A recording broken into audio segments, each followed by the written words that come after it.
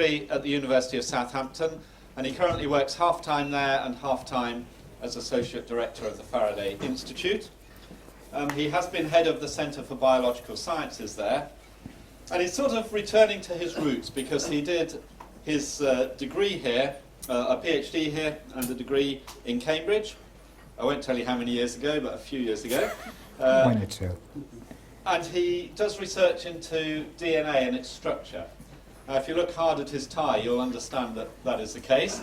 But without further ado, I'm going to pass over for his talk, which is Randomness and God in the Biochemical Context. I think we'll switch over to that imminently. And this will last 1 hour. Hopefully Keith will talk for 40 minutes or so, and then there'll be good time for questions after that, and then people can get away for their next appointment or whatever at 2 o'clock. So let's welcome Keith.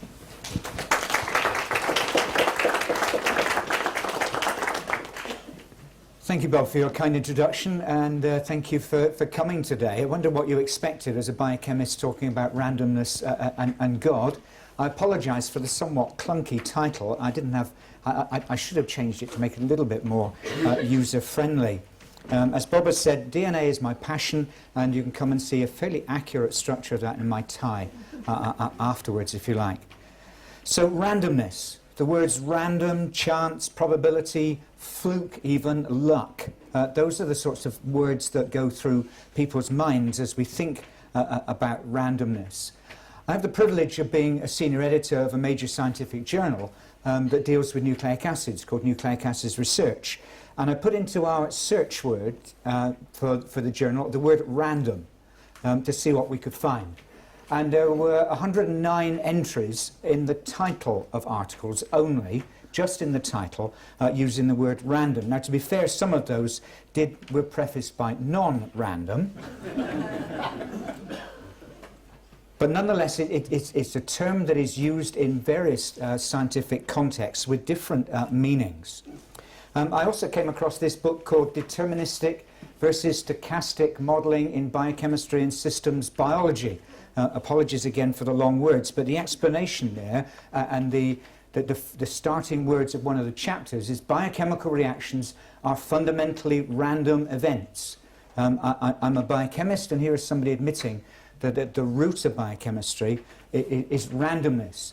And they talk about everything from the very small scale, so the nanoscale, Brownian motion, particles bumping into each other, mediates the interaction between molecules, and I'll say a little bit about that as we go through. And at the atomic scale, chemical structures mediated by laws of quantum mechanics. I am not going to go into quantum mechanics, and quantum uncertainty is something that I'm not going to tread on at all because I don't even pretend to understand what it's trying to say. As we go through this afternoon, I'm going to say quite a bit, obviously, about randomness. I'll say some things about the science that fascinates me, that I feel passionate about, and I'll try and link that through to a little bit of philosophy and theology at the end. As a biochemist, of course, I'm a person who knows neither biology nor chemistry, but somehow sits in the middle. And is sitting in the middle of those who are philosophers and theologians, as well as scientists. I fear that I may insult everybody's intelligence. But within biochemistry, what do? We usually isolate cell components, and we put them in the equivalent of a test tube, and we imagine that what we see there mimics what goes on in the cell. And so a few words again from that book. Researchers typically investigate the kinetics of biomolecules in the thermodynamic limit where each biomolecular species has a large population. In other words, we've got lots of them there, and I'll give you some numbers in a moment as to how many lots really means. Often in excess of billions of actual molecules. But of course, as soon as you drill down to what the actual molecules themselves are doing, it's rather like radioactive decay, is you haven't the faintest idea what an individual molecule might be doing, whereas you do know what a population of molecules will be doing. So rather strangely, the outcomes for a large number of events are more predictable than the outcome for a small number of events. And that's true whether we're talking about populations or about molecules. Of course, if we're talking chance, then our minds go back to a rather famous book published several decades ago now by Jacques Monod, an early molecular biologist and an enzymologist, the book Chance and Necessity, where he says pure chance. We'll think about each of these words in turn in a moment. Pure chance, absolutely free but blind, at the very root of stupendous edifice of evolution. We will touch on evolution this afternoon, but I'm not going to major on it. But I want you to notice some of the words that he's using. Pure, what does that mean in a scientific context? Absolutely free, but blind. Are these necessary consequences of chance and randomness? And is it necessarily at the root of evolution? The rather famous quote attributed to Einstein is, of course, God does not play dice with the universe. Or a question maybe, does God play dice with the universe? I'm not going to touch on that, but maybe we should start to ask the question the other way around, is that does God play dice with biology? So I want, as a biochemist, to drill down into the roots of biology, the structures of cells and the molecules that make up cells. So let's remind ourselves of what we're looking at. Not organisms, I'm not going organisms at all. But here we have on the left of the screen a cartoon of a typical eukaryotic cell. That's a more complicated cell. It's the cells that make up you and I. Highly complex structure with a nucleus in the center that contains the genetic material, a cytoplasm around that has all sorts of other organelles in that. They're due with energy formation, and if you're a plant, to do with fixing energy from light, and a cell membrane around the outside of it. Not to scale, on the right-hand side of that slide is a bacterium, much, much smaller, very much simpler inside, very few internal structures, but still has the same kind of nucleic acid, the DNA, that controls its activity. Biochemists isolate those things and look at solutions of the enzymes, the proteins, the nucleic acids. How does that compare to what's actually within the cell? And I did a little bit of rooting around to find out what are the concentration of macromolecules in the cell, and it's like treacle. So there's about 300 to between 300 and 400 grams of macromolecules per litre within the cell. It is a very crowded environment. It's not like the usual dilute solutions that the biochemists deal with in the lab. It's chock full of things, highly viscous environment in which small molecules are moving around. And as we think about the molecular scale, it's worth giving just a few moments appreciation to the numbers that are involved. Those who've done a little bit of schoolboy and schoolgirl physics and chemistry will remember how much a mole of gas at standard temperature and pressure, how many molecules there are in that, and what volume it occupies. So a litre of air at standard pressure and temperature contains about 3 times 10 to the 22 molecules, and I'll put the number of noughts after that. That's a stupendous number. And the number is so big relative to, if you like, the size of a litre, that the statistics are such that, believe it or not, every breath that you take contains approximately 1 atom that was in Caesar's last breath. And the last breath before, and the breath before that, and the last breath, and every breath of everybody who's ever lived. That is the probability, the statistics of it, the enormity of the sorts of numbers that we're talking about. And just as a rather trivial aside, I don't know what that says to those who trust homeopathy that says that molecules have memories, because every breath that you take contains rather a large number of molecules that have rather infinite, almost, number of memories. So again, on this sort of scale, what are we talking about? In E. coli, a simple bacterium, its volume is about a femtoliter. That's 10 to the minus 15 of a litre. How many protein molecules are there in an E. coli cell? Well, about 3 million. That's just the proteins themselves. There are all sorts of other small molecules. There are nucleic acids, the RNA, the DNA, etc. We go to a yeast, about 50 times the volume of that. How many proteins? Well, about 150 million. A typical human cell, much bigger again, about 10 billion proteins in protein molecules in every cell. The numbers again start to become startling. So you have to make statistical assumptions about how these things are behaving. Let me give you one sort of practical application. For those who have done any biochemistry and biological science, some other sciences as well, forgive me if I insult your intelligence. Supposing I have 10 cells, and I'd like to infect those 10 cells, each one with a virus. So how many viruses should I add? Well, the simple answer, of course, is 10. But let's think it through. So I add one virus and it infects one cell. I add a second virus, and what's it going to do? Well, it'll most likely infect one of these cells, but it could still go and infect the same cell again. But let's say, for instance, it infects a different cell. So I add a third virus, and again, it's most likely to infect a different cell, and a fourth and a fifth. But now we've got half of our cells are virus infected and half are not. So if I add one more virus, where's it going to go? It is just as likely to go to an empty cell as it is to go to a full one. So 10 viruses added to 10 cells is not enough, because some will get doubly infected and some won't get infected at all. So dear old Poisson with the Poisson equation that we needn't bother about, but just look at some of the results of that. If we only have half as many viruses as we have cells as there, it isn't actually that 50% should be unoccupied. Actually, it's 60%, because some will be doubly occupied. If you have a 1-to-1 ratio, then it's 30% will still be unoccupied. Even if you go to a 3-to-1 excess, 5% of the cells, on the basis of probability, should be unoccupied. So there's some examples of how we use those sorts of probabilities within a biochemical context. If I want to be fairly sure that my cells will be infected with virus, I've got to go at least to greater than a threefold excess of virus over cells. And that assumes that the molecules that we're dealing with are unique. You're used to seeing nice pictures, they show you in the media, of proteins and nucleic acids that have very rigid structures.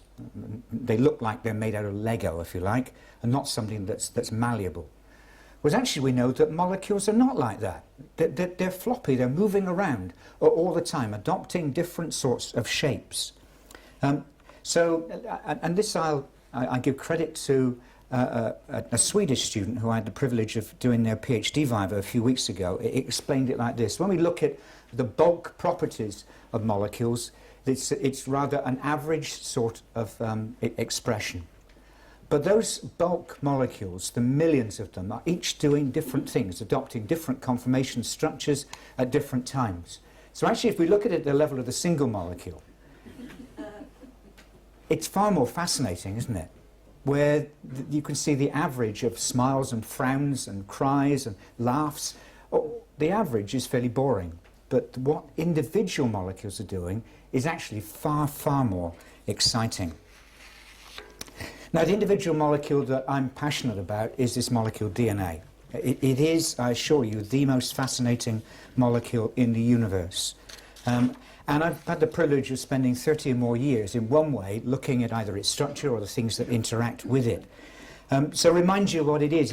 It's the basis of our genetic material. It's the storage of our genetic information. It is a very simple chemical. It's a polymer. We didn't go into the chemistry of the polymer, but it is an incredibly long repeating polymer. Beautiful structure as you look at it with these sorts of diagrams. Of course, those are colour representations. In real life, it's colourless.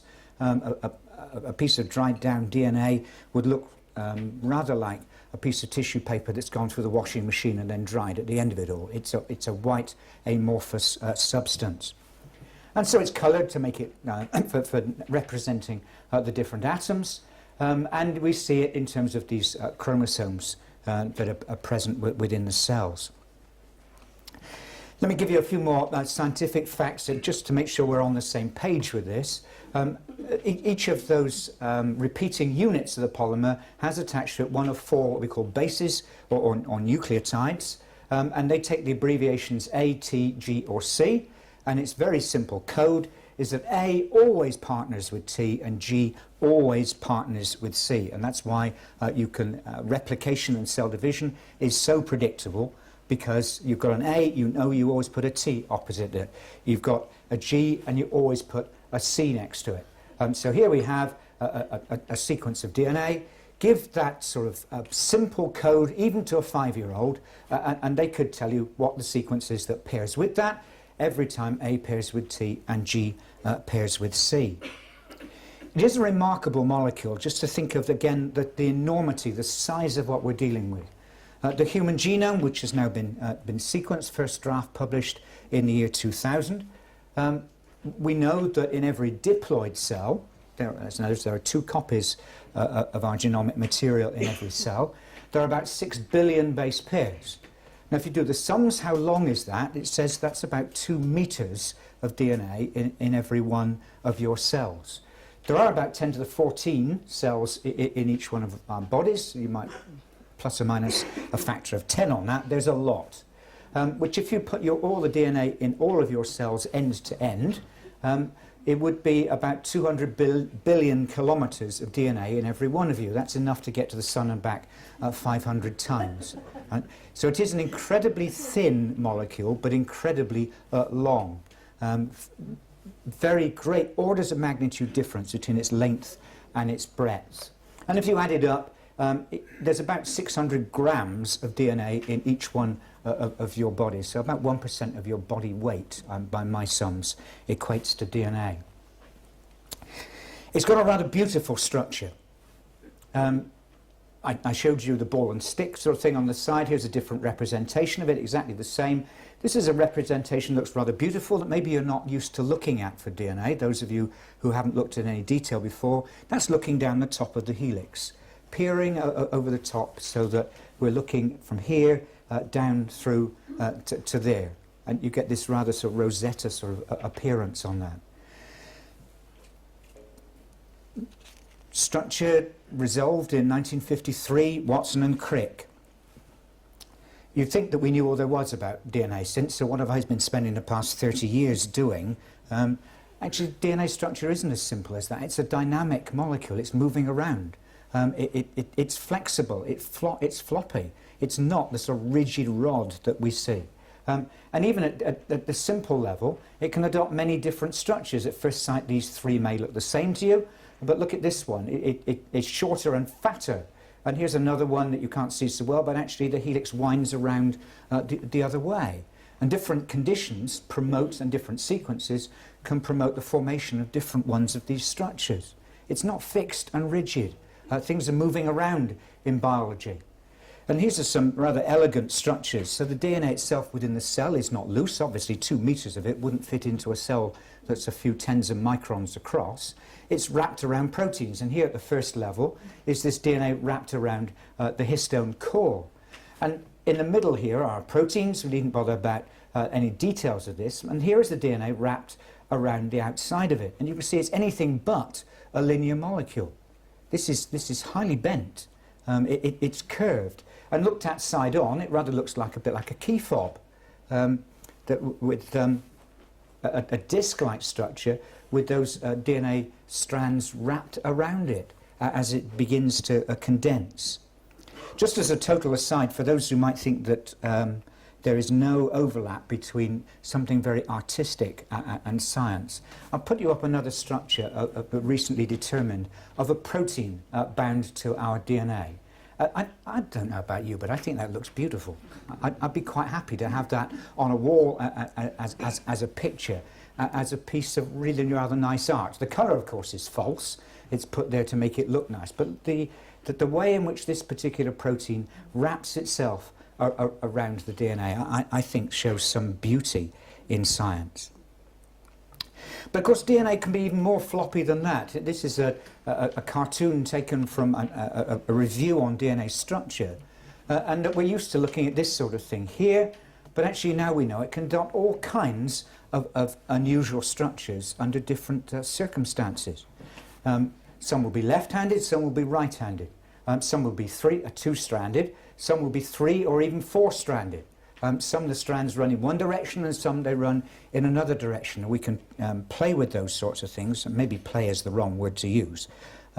We can influence those things according to a number of physical parameters. So I've particularly been interested in 3- and 4-stranded DNA in my career. Here is in white and grey is our standard double helical DNA. You can put another strand around it, this one in blue, and you can look at the chemical makeup of how that strand interacts. You can make 3-stranded structures out of our DNA, and similarly you can make 4-stranded structures. Only for the base G, where it pairs with itself, and makes some, even within that, some very exquisite but different structures. It's not rigid and fixed, it's moving around. It's able to adopt a whole range of different structures under different conditions. You may have heard many people say what a wonderful world we live in, and how true that is, and how it's, the conditions are right for life. It's also a very hostile environment for DNA. It's being challenged all the time by things that you cannot get away from. So the first challenge is water. We're aqueous. Our cells are bathed in water, but water damages DNA. So don't think you can avoid water and avoid getting your DNA damaged. So cytosine, the particular one of those bases, the C, has a half-life in water of about 340 years. It's a long time compared with a typical human lifespan. But if you add it up with the enormity of the numbers that we've dealt with, of the length of the chromosomes and how many cells we've got, that says that about 8,000 of these events are happening in every cell in your body every day. And every time a cytosine gets attacked by water, it forms a uracil, which is a different DNA base. So left unrepaired, a GC, the C gets mutated to a U, and then in the next round of replication, the U now pairs with an A instead of with a G, and you've got a mutation. What was a GC base pair becomes an AU. Simple bit of primitive chemistry. Water attack gives mutations. You can't get away from an aqueous environment. Similarly, you can't get away from oxygen. And oxygen too damages DNA, that same base guanine, the G. Oxygen reacts particularly across this position across there. Oxoguanine pairs with A instead of G. So the net result, if you follow this through, damage the G, so as it goes oxo-G, it now pairs with A, and we change the GC base pair to a TA. It's a mutation. So the very environment that we live in, whether it's water or oxygen, mutates our DNA. Ultraviolet light, you know you should wear sunscreen when you go to the beach, or not today. What does that do? Well, it cross-links DNA bases together, so 2 T's next to each other, the UV light excites that so that you get a covalent linkage across here. Our DNA is being damaged all the time by a variety of different means. Of course, if that was simply left alone, we wouldn't last very long. It's estimated, this may not be entirely accurate as a number, but 168 genes in our genomes that code for repair. All the time there are enzymes that are scavenging around, looking for where the DNA has been damaged and correcting those events. Estimated that there's between 10 to the 16 and 10 to the 18 repair events in each one of you every day. The numbers, again, are enormous. That's the sort of things that we're being subject to, the damage that is being repaired by those proteins. And in fact, very up to date, this year's Nobel Prize in Chemistry was awarded to Tom Lindau, Paul Modric and Aziz Sankar for, indeed, their studies on DNA repair and how the genome is protected from all those damaging events. So we get damage that's supposedly random, that can be a variety of different events. Let me give you just a few examples, and be point mutations, rather like those damages I've just shown you, where one base gets changed to another one. And maybe the famous example is within hemoglobin. One of the chains of that, you change an A to a T. The result of that, you change a corresponding amino acid and you get sickle cell anemia. You can rearrange the chromosome. You can take one bit off of another part, it breaks and gets stitched back on in the wrong place. And often those things give rise to cancers. Here is the example that is often in chronic myeloid leukemia, where a portion of chromosome 9 switches place with a piece on chromosome 22, and that those genes then come under inappropriate control. An apparent random event. You can expand the genome. There are some places where there are repeats, particularly triplet repeats, and that the enzymes that replicate the DNA sort of stutter and carry on repeating and repeating and repeating. And there are several diseases now, some inherited, some sporadic, where we know that those repeats have been expanded in a random way. Friedreich's ataxia, Huntington's disease, and an inherited form of motor neuron disease. So to come back to Jacques Monod, pure chance, absolutely free but blind at the very root of the stupendous edifice of evolution, and he then goes on to make claims from that. Man knows at last he is alone in the indifferent immensity of the universe, whence he has emerged by chance. His duty, like his fate, is written nowhere. Everything is random. We emerge out of a randomness, and we've got nowhere particular to go. How does that compare with some of the scriptures? No, are not two sparrows sold for a penny, yet not one of them will fall to the ground outside your Father's care. And even the very hairs of your head are numbered. If the hairs of my head are numbered, what about the molecules that are in each one of my cells? Are they numbered as well? At what level of detail is our Father's care announced? Come back for a moment as we think about that, to think about the wonder of this molecule DNA again. Stephen Benner is a synthetic chemist who has spent quite a lot of time making derivatives of DNA. And here's some quotes from him. So he, as a chemist, says, when I set out to re-engineer genetic molecules, he didn't think much of DNA. His comment was, the first thing you realise is a stupid design. That's his words, not mine. And he gives you reasons why. It's got negative charges on the outside, and as any school child will tell you, negative charges repel each other. That's not the way you design a genetic material, so you've got two strands that are forcing each other apart. They're held together, those A's and T's and G's and C's, by hydrogen bonds. Hydrogen bonds are actually fairly weak, and they're easily broken up by water. So as he puts it, you're trusting your valuable genetic inheritance to hydrogen bonds in water. If you're a chemist setting out to design this thing, you wouldn't do it this way. It breaks all the rules of chemical sort of design. While researching this, I knew that Stephen Benner had funding from Templeton in the past, and I actually came across a press release from earlier this year where he is from the Foundation for Applied Molecular Evolution, has a substantial Templeton grant for looking at applied molecular evolution. He calls himself an astrobiologist. How might life have emerged in other universes, well, other galaxies anyway, other planets? But now, having looked at it in more detail, these are now the sorts of things that Stephen Benner is saying. Is it so stupid? Well, actually, the negative charges on the outside are inevitable. You need them. Without that, the whole structure collapses on itself and things anneal to each other in ways they shouldn't do.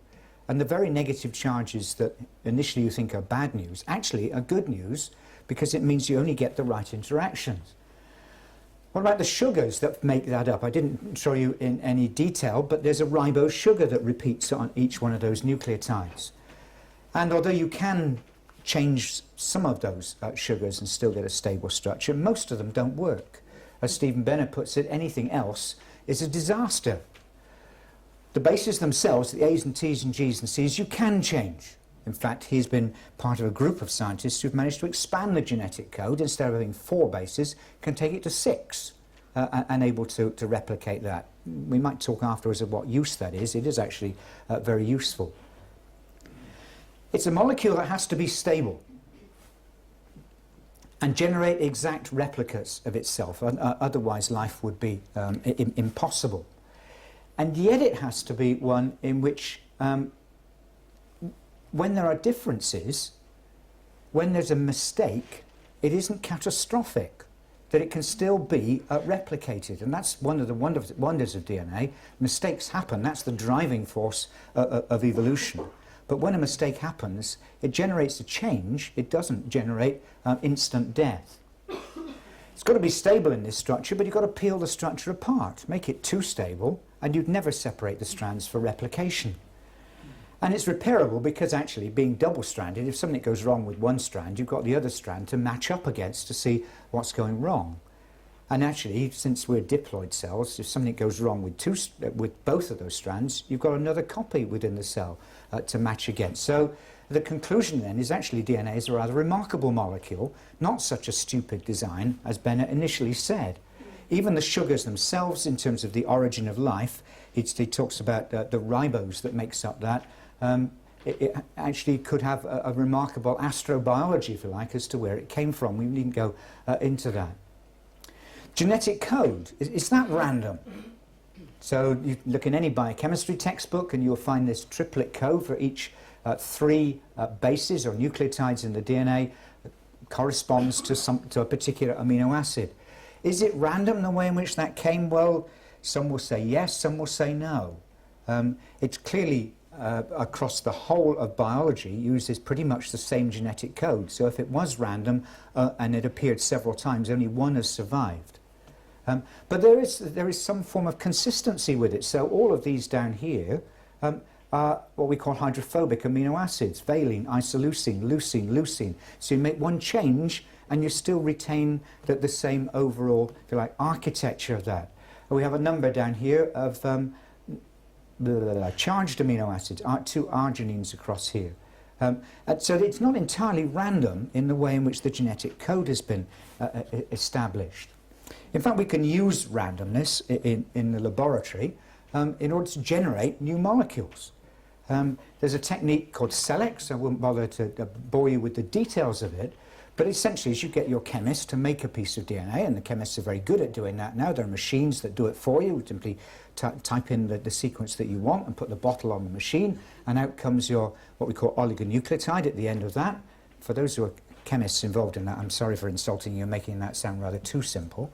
But you can make these things. So we'll make a piece of DNA 15 long that's at random in every position. So any one of those positions could be any one of those 4. So how many copies have you got? Altogether 4 to the power 15, which is about 1 billion different copies. Each one of those a different sequence. They'll fold up in different ways and adopt different structures. Now in this case, that's challenged. So here are examples. There's 4 of our 10 to the 15. I wasn't going to draw them all out for you. We'll challenge that with thrombin. It's something that it's involved in blood clotting. It's a protein. And see, do any of those stick to the thrombin? And we'll isolate that. And what you end up is a very small proportion of your 10 to the power 1 billion different combinations. Only one particularly sticks, and it's got a unique sequence. So we've used the randomness of our pool of DNA to be able to, from that, isolate something that has a very special property. Randomness, too, is involved in self-assembly. The molecules within a cell is not like a factory line where there's somebody there stitching them together. That they are made, proteins fold, nucleic acids come together. Let me give you what is a fun example of self-assembly. If you can take a circular piece of single-stranded DNA, which you can get from plenty of viruses, and we'll add into this things that we call staples. They're very small bits of DNA that match up with various parts of this circle. So that we might have a staple here that's has part of it complementary to one region and part of it complementary to another region. So it's starting to pull this together into an intricate structure. And by choosing the sequence of these staples, you can force your DNA circle to adopt a very profound structure.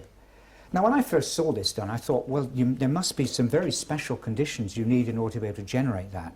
At very slow rates of heating and cooling, and particular salt concentrations, until we did it in my lab. And you put the products of that reaction, just mixing heat, cool, into a special sort of microscope, and what do you see? Right? You get a DNA smiley. Right? If you want a bit of amusement, do a Google search of DNA origami and see what's been done. There have been, out of DNA in this sort of three-dimensional folding, you can make maps of the world. All kinds of things have been done. You can make boxes, tubes, vases, all sorts of things just by self-assembly of the DNA. Simple structure that's self-assembled. So come back maybe to my last 5 or so minutes. Where does this leave the God question? Does it impinge on it at all? Well, here are two different views. Here is one theologian's view. If chance exists in its frailest possible form, God is finished. This is a theologian writing. If chance exists in any size, shape or form, God cannot exist. In other words, the Almighty must be in control of every aspect of everything that there is, and to doubt that effectively pulls the rug out from any form of theism. Contrast that back with Jacques Monod writing in Chance and Necessity. It necessarily follows that chance alone, my italics, is at the sort of every innovation of all creation in the biosphere. Pure chance, absolutely free. And then we go on for that quote that I've had before. Today, the sole conceivable hypothesis, the only one compatible hypothesis, the only one compatible with observed and tested fact. Who's right? The thing is that randomness is often associated with other words in our vocabulary. Words like blind and chaotic and uncontrolled. Can randomness also be associated with design and purposefulness and creativity? And in some of the ways that I've shown you in bits of biochemistry, where we take things that are very random and yet they assemble together to form things that do appear to be creative and have purpose. Random does not itself exclude the possibility of divine action or even divine control. It doesn't imply uncaused or purposeless. Think of other times when you use chance. Here's 3 different types of games. I think as a 5-year-old playing snakes and ladders, I thought I could beat my grandmother. But of course it's all random. And who wins? The dice is rolled. There are only 6 ways the dice can fall. But there's no purpose to it at all. Compare Scrabble. I play my wife, I lose, so it's a game of chance.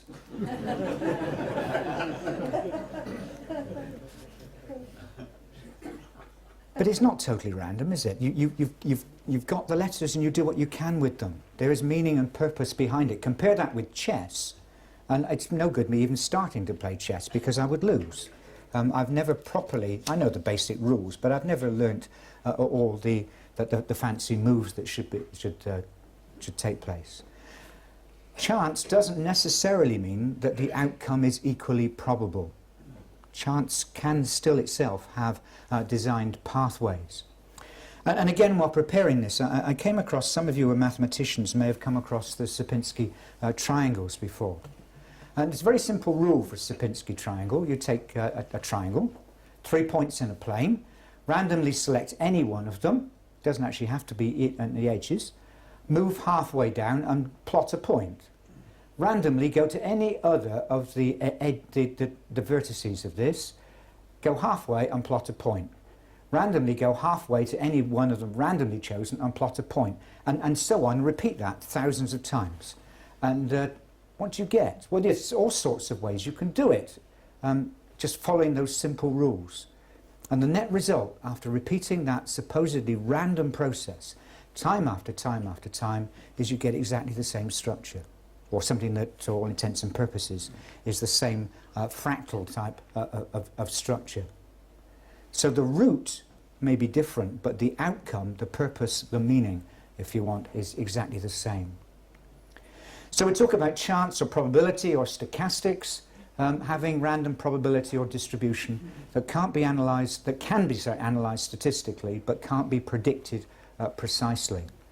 And in our lives, we use it all the time without knowing it. Now, whether you're listening to the pollsters telling you what the results of the election might or might not be, whether you're listening to the weather forecast that frequently gets it wrong, whether you're paying your insurance premium, many of these things are based on estimations through probability and stochastic processes. Compare this again back to some of the scriptures. The lot is cast into the lap, but every decision is from the Lord. In their hearts, humans plan their course, but the Lord establishes their steps. In him also we were chosen, having been predestined according to the plan of him who works out everything in conformity with the purpose of his will. And one that you may overlook, right in the book of 1 Kings, how was Ahab killed? Well, at face value by randomness. Someone drew his bow at random and hit the king of Israel. Did it actually matter who it was that drew the bow? What mattered was the outcome, is the king of Israel, a particularly bad one, Ahab, was killed. And indeed, the Hebrews used Urim and Thummim, with no idea really what those are. Those who are scholars will be able to correct me on that, but they seem a form of dice, if you like, of predicting things. So here are some ways maybe out of this, not all of which I will agree with. I put them to you as foods for thought. Arthur Peacock, who was a great thinker in the whole science and religion issue within Cambridge here. So he says it's seen as the most efficient and effective way of realizing the potentialities inherent in the nature of the created material. As if chance is the search radar of God, sweeping through all the possible targets available for probing. Chance is a necessary part, he says, of God's creation in which creatures are allowed free will. So overall, I think chance outcomes can be purposive even in the presence of chance. Purpose of the randomness is to preserve free will, moral responsibility, and to leave God free and sovereign to act. How can God create a universe that is both so self-consistent that the scientific method works, and yet is capable of throwing up surprises? Probability, chance, maybe provides a space for the unexpected, gives scope for miracles in a seemingly deterministic cosmos, which we know, of course, is not deterministic, not in the way which Laplace originally saw it as doing. And leaves scope for God's providence. So go back again, the lot is cast into the lab, but every decision is from the Lord. Something as random as rolling the dice or tossing a coin is not outside the possibility of God's sovereign control. The result is not merely chance or fluke. Later on in Proverbs, casting the lot settles disputes and keeps strong opponents apart. If you really can't settle the matter by ordinary rational debate between the two of you, then for goodness sake, throw a dice, have it over and done with. Something as similar as tossing a coin or rolling a dice is sometimes used even for determining who did it, as in the case of Achan's sin in Joshua chapter 7. So from an earthly perspective, things may seem to happen at random, but the scriptures affirm that God is in control and is able to take the random acts of natural law, the free will of both good and evil men, and the wicked intent of demons, and combine them all to accomplish his good and perfect will. A couple of other quotes. Why has God chosen to hide his hand under the appearance of randomness? If God doesn't use randomness, why does it look like it? Why does it look that way to us? The scientific laws obeyed by natural processes can be understood as reflections of the rationality and faithfulness of the God who created and sustains the universe. After all, the laws of probability are still laws, in the same way as the law of gravity is a law, an explanation of the thing we see, not a law like a legal document, but a law that gives some coherence and enable us to explain the world in which we see. I've talked for long enough. I'll leave that with you there for some food for thought. Thank you.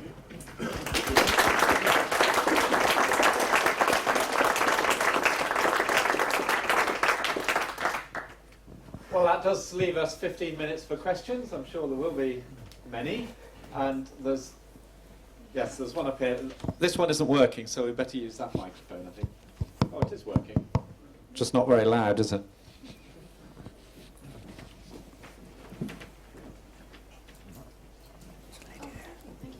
Thank you. Hold it very close is the right answer. Thank you so much. Thank you. That's absolutely amazing. I can't comprehend. I just can't get my head around those numbers, and that's my question. Why do they have to have such huge numbers? What would be the effect on the chemistry if you had populations a third of the size? I mean, what's the significance of the huge numbers? The significance, actually, as far as we're concerned, is it's just a big number, so that you can use probability to be able to say what would the outcome will be. If we just had, I mean, you could take the numbers down by factors of 10 or 100 or 1,000, they'd still be massive numbers. But if you start to take the numbers down to sort of just a few, then it becomes almost impossible to predict. In the same way, for, let's say, radioactive decay, that's something that we're maybe more familiar with looking at. We know what the half-life of a radioactive element might be. So if you've got a group of atoms, now there's several grams of it, you can predict how many will decay in a fixed period of time. But you can take any one particular atom within that and you've got no idea. It could decay within a half-life, it could decay the next moment, it could last for thousands of years. When you look at individual atoms and molecules, it's very difficult to predict how they will behave. But you're right. So the stable outcome would once you've got an assembly of all sorts of things, when you're looking at the bulk properties of lots of things together, then the outcome is stable and predictable, even though the constituent parts might be doing a whole lot of different things, some of which are unpredictable. Any more? Just behind there. Just there. There's 3- and 4-stranded DNA and all these other shapes. Do you have evidence that they're actually used by cells? It's a matter of some debate, let's put it like that. I'm inclined to think yes. There are a large number of sequences within the cell that, at least on paper, have the ability to be able to form those sorts of structures. The problem always with, especially with the 4-stranded DNA, is it's formed by guanine, so the G's that loop back on themselves, is that what you then do with the C's that were paired with it, you've got to do something with that. There is considerable evidence that it can form. Shankar Balasubramanian, who is in the chemistry department here in Cambridge, has done a lot of studies on that. Some very elegant work published in Nature journals, which have actually, some of that he's generated antibodies against those sorts of structures and stained cells with them and shown that, yes, you can get lighting up of various portions of the chromosomes, and that varies according to different stages of the cell cycle. Fascinating work. I don't think it necessarily proves that they're there. I think my experience as a biochemist and with a chemical background is that usually if the scientists can do it in the lab, then nature got there a long time beforehand. So if it is possible, then nature will have found a way to use it. That's usually our experience. There's another very good example of that called riboswitches, and the name of the scientist in Yale has escaped me for the moment. But he'd been making these RNA molecules that had catalytic activity and that their structure could change when you added something to it. And he said, this is just so easy to do as a chemist. Nature must have done it beforehand. And now you find them all over the place in genomes. Now you know what to look for. Nature got there first. Typically, if it's possible, then nature will have either found a way to exclude it because it's nasty and toxic, or to exploit it and use it. That's the way in which evolution works. Yeah. So the answer to the question is that, depending on the audience I'm talking to, is that some people are adamant that no, these things can't form in the cell, whereas there are others that say, yeah, it's quite possible, and it does. Thank you. Can we go here?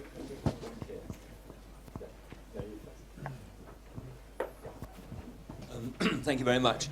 How does the will, the human will, interact with nature and physical existence? That's an easy question. Well, anybody else want to answer that one for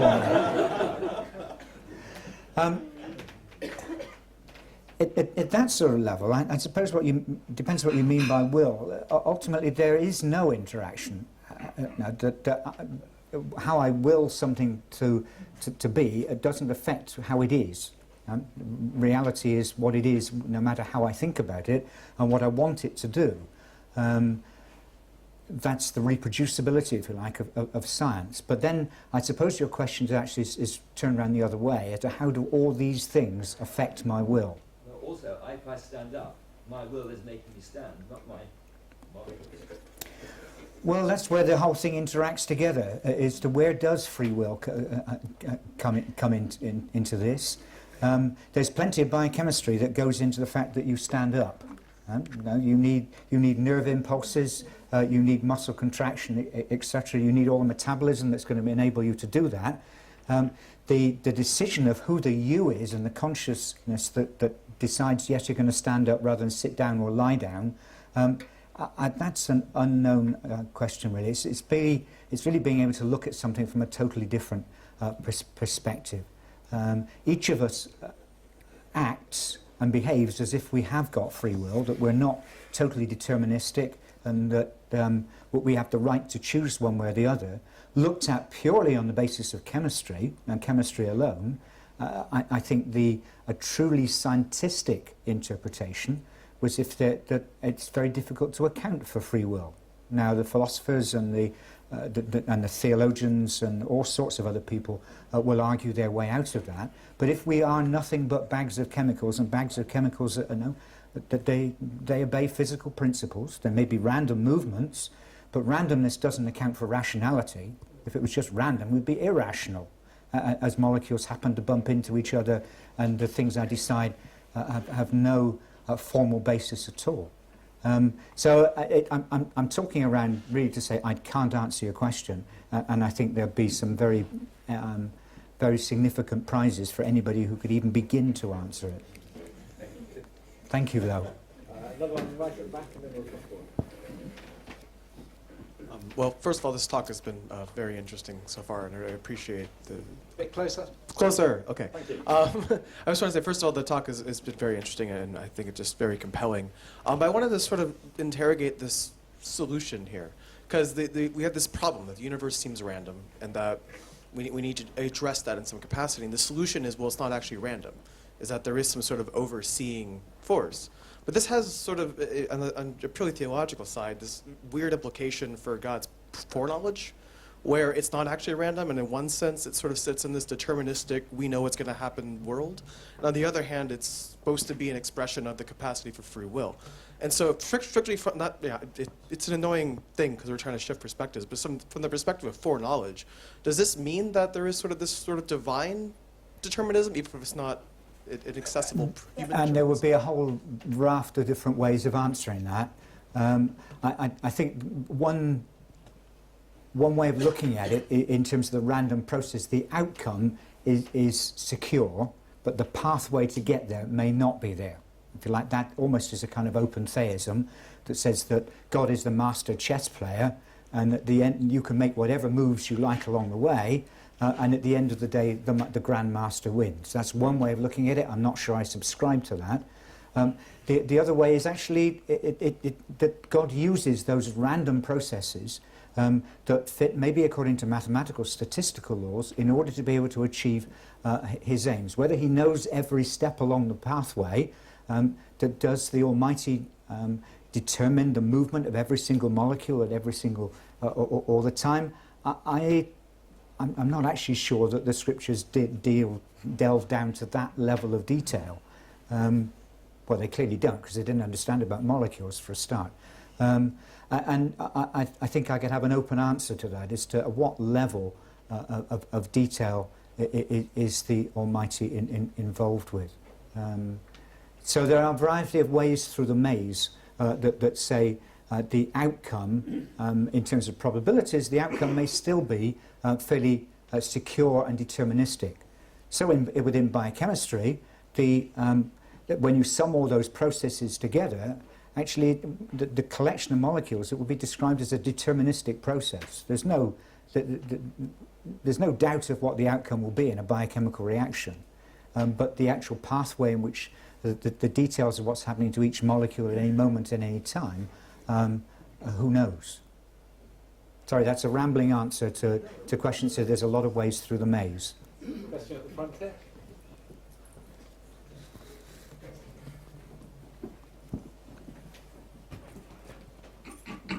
Thank you for your very enlightening presentation. Thank you. There's an interesting book by the title, The Web That Has No Weaver.